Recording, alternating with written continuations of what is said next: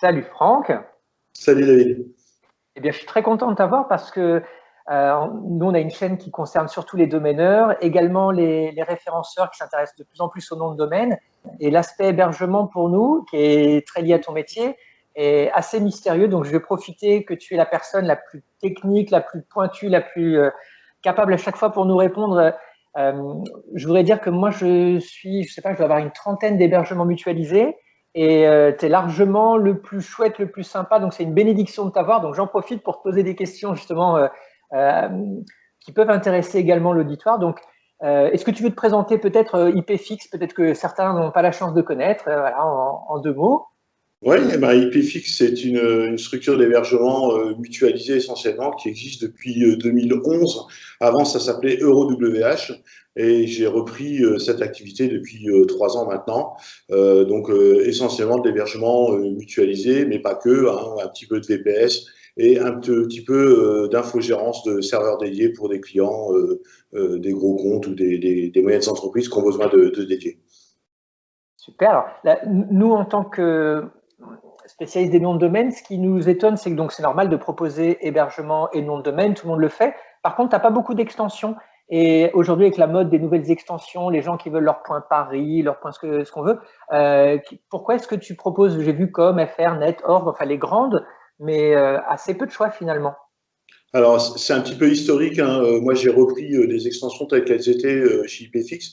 Et il faut savoir que notre infrastructure repose sur un ERP qui s'appelle WHMCS, qui est une suite de scripts logiciels qui font la passerelle entre le site client IPFix et les serveurs. Hein. Donc, ce script construit automatiquement les hébergements sur les serveurs. Et donc, comme c'est un script bien spécifique, je me suis débarrassé, hein, de certaines extensions que je ne pouvais pas avoir chez des fournisseurs qui étaient pleinement compatibles avec WHMCS. Parce que ça m'obligeait de créer des noms de domaine à la main. Par exemple, on me demande du BZH, hein, à la Bretagne, et je serais obligé d'acheter ces noms de domaine chez OVH à la main, et donc de mettre un calendrier des renouvellements des noms de domaine, etc.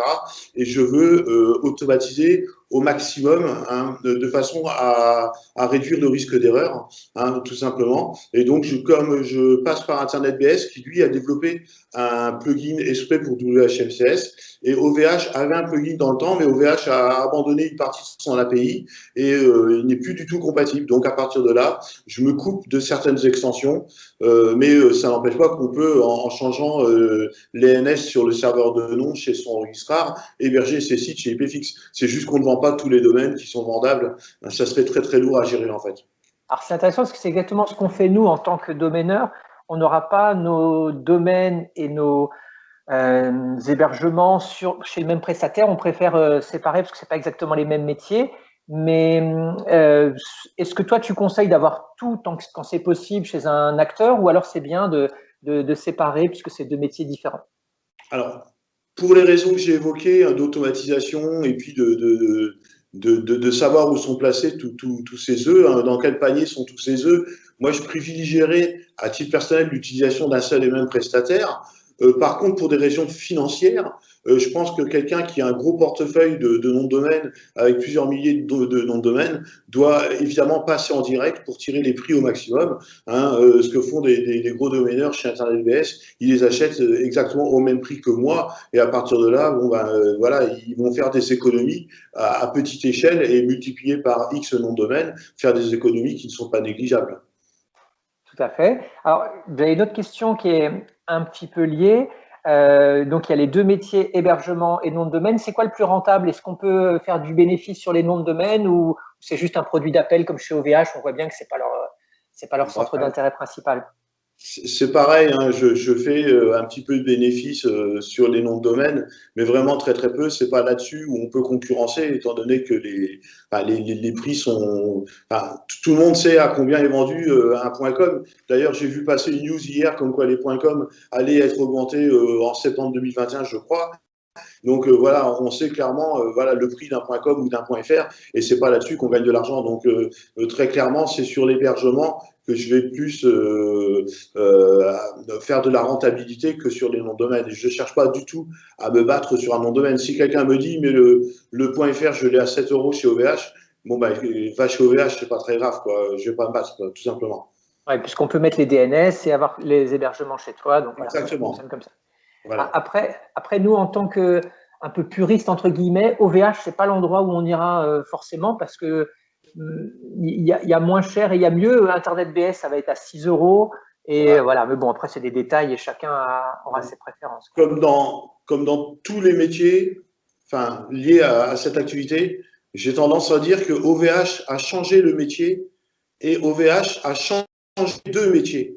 C'est plus leur cheval de bataille. Eux, ils sont partis sur le cloud, ils sont partis sur tout un tas de trucs. Et tout ce qui est domaine, hébergement, même l'hébergement mutualisé, c'est plus leur truc. On le voit bien, hein, de toute façon, avec un service client lamentable et un service client qui se focalise uniquement sur les grands comptes qui leur amènent une grande rentabilité. C'est très bien pour OVH. C'est clair que OVH a été précurseur. C'est clair qu'OVH a changé de métier. Moi, ça fait quelques années que je suis dans ce métier. C'est clair qu'OVH a changé de métier aussi. Maintenant, il y a des petits acteurs comme je suis, comme sont O2 Switch, comme sont LWS, etc., qui sont des gros, hein, parce que moi, je suis vraiment le plus petit de la bande. Et on essaie de changer le truc avec une offre un petit peu plus particulière et surtout avec du feeling, avec de l'instinct et avec de la relation client. C'est surtout là-dessus que ça joue, à mon avis. C'est clair que c'est la différence avec effectivement OVH qui va mettre 7 jours pour répondre à un ticket et tout. C'est plus du tout le même métier. J'avais une question, parce que là tu parles de ton métier d'hébergeur, en fait, de ce que fait OVH, et nous on ne connaît pas bien ça. Donc toi tu peux héberger donc, des sites web, mais est-ce qu'il y a d'autres métiers dans l'hébergement, comme tu parles du cloud ou qu'est-ce qu'on peut faire quand on est hébergeur? J'imagine qu'il y a plein de choses. On peut stocker des données, stocker des photos. Enfin, c'est quoi les business models de ce métier? En fait, le métier est très très vaste, hein. Moi, à titre perso, je me consacre à une petite partie de celui-ci parce que je veux rester dans ce que je sais faire et pas me diversifier trop. Comme je dis toujours, je suis un solo entrepreneur et mon métier, c'est l'hébergement, l'infogérance de serveurs. Je pourrais revendre des solutions cloud, je pourrais être vendeur de solutions Office 365, Microsoft Exchange, etc. Mais je ne serai que revendeur de ces solutions et je préfère, encore une fois, gérer la chaîne de bout en bout et m'en tenir à réellement ce que je sais faire. Alors, évidemment, des fois, on me demande de la gestion de documents, de l'hébergement Docker, etc. Je renvoie vers des acteurs qui savent le faire parce que ce sont des solutions que je ne maîtrise pas et je tiens à rester à taille humaine et à la hauteur de ce que je peux supporter et apporter tant physiquement qu'humainement, en fait, pour le coup. Donc, c'est très difficile et en plus, il faut que je me restreigne à ça parce que j'aurais une tendance naturelle à être curieux de beaucoup de choses, mais je veux absolument me restreindre pour amener vraiment le maximum d'efficacité pour mes clients sur les quelques services que je propose uniquement. Mais au moins, tout le monde est content ou presque, enfin, en tout cas, je l'espère. Très bien. Il y a 800 clients, c'est ça, je crois, ou enfin, des centaines en tout cas, c'est sûr. Hein. Ouais, on est à quasiment 500 comptes clients, 800 et quelques comptes cPanel, 20 000 domaines et sous-domaines sur le cluster DNS. Donc c'est sympathique, c'est déjà Ça bien. t'occupe déjà, oui, c'est ça. C'est pas la peine de diversifier. Mais justement, quand même, sur ce secteur de l'hébergement, les Français, ils sont bien. Enfin, je n'ai pas d'idée, tu sais à quoi ça ressemble à data center. Est-ce qu'il y en a en France ou alors est-ce qu'ils sont à l'étranger? Comment ça se passe exactement? J'imagine qu'on sous-traite. Personne n'a son. Enfin, il y a peu d'entreprises qui ont leur propre serveur. Ça va être sous-traité, non? Ou... Étonnamment, un data center, c'est comme un hôpital, hein, des salles blanches, des ordinateurs reliés entre eux, reliés à la fibre, avec des climatisations, des alimentations électriques redondantes pour éviter les coupures et les sautes, etc. Donc ça, c'est vraiment une infrastructure qui représente de très très gros investissements. Moi, je pense que les Français sont très très bons. On a des acteurs, déjà OVH a montré au niveau européen la puissance d'un data center. Il y a Iliad, Online, Scaleway, hein, maintenant, donc qui ont plusieurs data centers en France. Il y a des petites sociétés, par exemple, les sociétés d'autoroutes en France, notamment dans l'Aisne, au-dessus de Reims, ont leur propre data center et sont revendeurs. En fait, ils avaient créé des data centers pour récupérer toutes les infos de circulation routière, affichage sur les panneaux, etc., sur Reims. Et en fait, étant donné qu'ils avaient de la place et des serveurs à louer, ils se sont lancés dans l'hébergement de solutions à destination des entreprises. Il y a une société comme Ikula à Reims aussi qui est à fond un peu Microsoft et tout ça, mais qui fait ses preuves. O2Switch possède son propre data center. S'il est vraiment voilà un petit cocorico, O2Switch, c'est pas une grosse boîte, hein, c'est une petite boîte qui est propriétaire de sa propre infrastructure. Là, chapeau bas, je pense que en fait, les propriétaires de leur propre infrastructure en assurent eux-mêmes la bonne marche, ils ont leur équipe technique, il faut beaucoup d'investissement pour construire son infrastructure et surtout beaucoup de courage pour se lancer. Il faut déjà être opérateur téléphonie, après il faut attirer les financiers, il faut attirer la confiance, il faut une bonne équipe technique derrière. C'est vraiment énormément de travail. Moi, je reste à ma petite échelle encore une fois, mais ouais, il y a beaucoup de faiseurs en France qui ont leur propre infrastructure et il y a des très beaux data centers. On n'a pas à rougir. D'accord. Alors pour O2Switch, pareil, moi je suis fan comme de ce que tu racontes sur eux. C'est vrai que c'est une entreprise qui répond tout de suite. Enfin, on sent Alexandre qui est passionné. Il y a quand même eu un débat cette semaine, je crois, sur leur mutu qui répondait pas très bien. Et Alexandre disait, bah, vous faites un peu n'importe quoi. C'est pour ça que les serveurs répondent pas très bien. Est-ce que tu sais combien on devrait mettre au maximum de sites quand on est un référenceur ou quand on est un domaineur? On a, tu sais, les PBN, les Private Blog Network, des réseaux de sites qui ne sont pas des vrais sites, mais combien on peut en mettre au maximum pour que ça s'affiche bien et qu'on n'aille pas embêter O2Switch en leur disant j'ai une erreur 404, 501, 503, ce que tu veux, quoi. Ben, en fait, ça va vraiment dépendre des sites eux-mêmes dans leur occupation, dans leurs ressources, dans leur popularité. Quand on a un système comme le nôtre, parce que O2Switch, moi, on utilise les mêmes systèmes. On utilise un système qui s'appelle Cloud Linux. Enfin, moi, en tout cas, c'est celui que j'utilise, qui est un système d'exploitation qui est une surcouche de CentOS hein, pour le coup. Il y a un modèle par défaut de compte qui est limité en ressources allouables en mémoire et processeur, de façon à ce que tous les sites aient une allocation mémoire et processeur homogène hein, sur tous les sites du parc informatique. Et schématiquement, quand un serveur reçoit une trop grande quantité de requêtes, s'il s'approche de la limite qui a été fixée dans le cloud Linux, le serveur il a besoin d'air pour respirer, alors il se met en pause. Donc des fois, il arrive que des sites rencontrent plus de succès que prévu et qu'ils dépassent un petit peu cette limite et que le système donc les mette un petit peu en veille. Donc c'est ce qui fait les fameuses erreurs 503 qu'on a de temps en temps et qui nous sont reprochées et ça arrive à tout le monde. Donc moi je sais que dans ce cas-là, moi tous mes clients me connaissent, c'est peut-être pas forcément le cas, mais je sais que Alexandre d'O2Switch est très proche de ses clients aussi. Moi je sais que personnellement, quand mes clients ont des petits soucis de ce genre, eh ben, je leur alloue un petit peu plus de mémoire. Je leur donne ce que j'appelle, moi, un coup de boost hein, pour les sites e-commerce aux approches des soldes à Noël ou pour le Black Friday.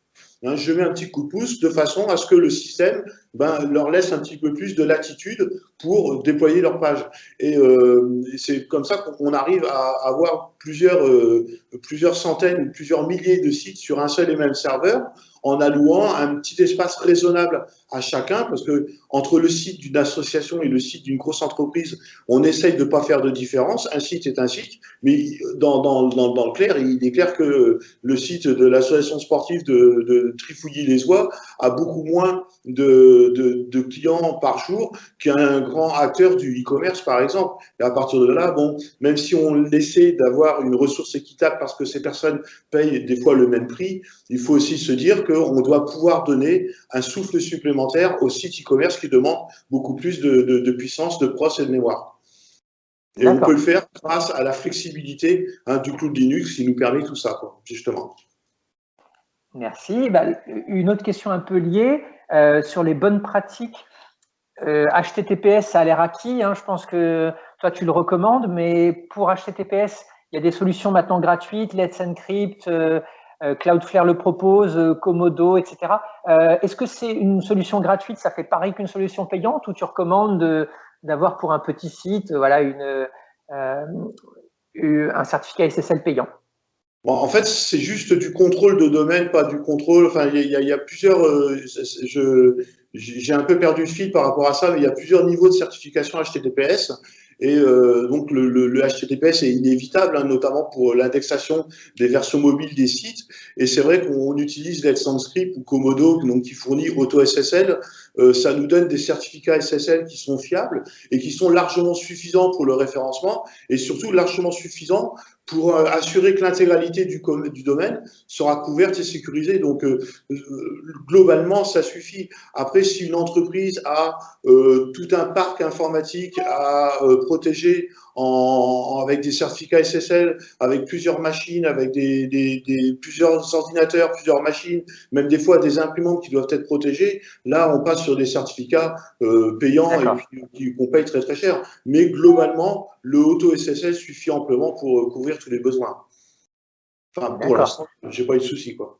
Et sur les solutions un peu pareilles, il n'y a que toi qui pourras savoir, mais il y a plein d'offres que les hébergeurs proposent qui sont gratuites, comme Softaculous, ou tu vois, qui permettent d'installer toutes sortes de choses. Est-ce que tout ça, ça se vaut, ou alors il y a des solutions que tu trouves plus efficaces, et qu'est-ce qu'elles permettent de faire pour nous faire gagner du temps en tant qu'éditeur?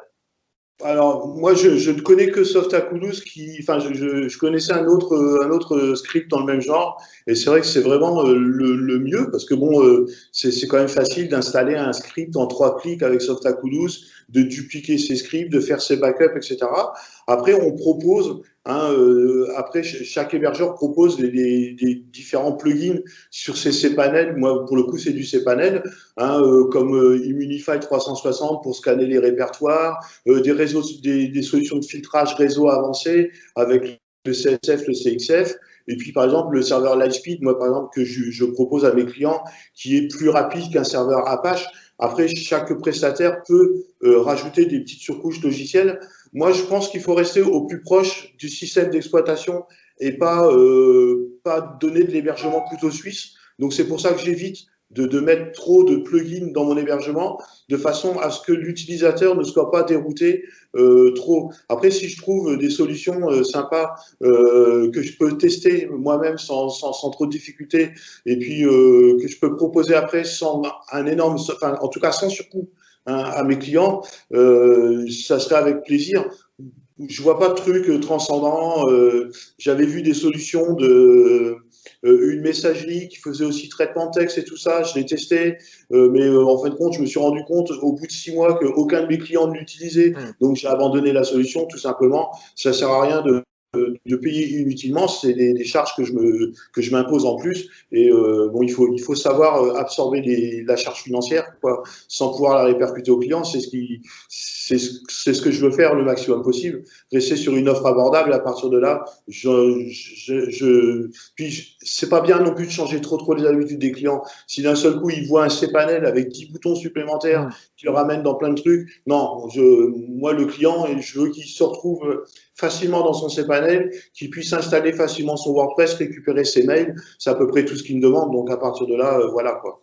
Je vais pas au-delà, en tout cas. Pas pour l'instant. On peut l'installer en un clic, le WordPress chez toi, il est préinstallé, c'est ça, avec Softaculous ou pas? Oui, avec Softaculous, on peut installer un WordPress en même moins de 3 minutes, quoi. C'est hyper rapide, quoi, évidemment. Et puis, je parle de WordPress comme je parle de Drupal, de PrestaShop, de Magento, etc., quoi. Il y a 300 ou 400 scripts qu'on peut installer comme ça, tous plus utiles les uns que les autres, évidemment. Donc, il n'y a pas besoin, effectivement, de... D'accord. Voilà.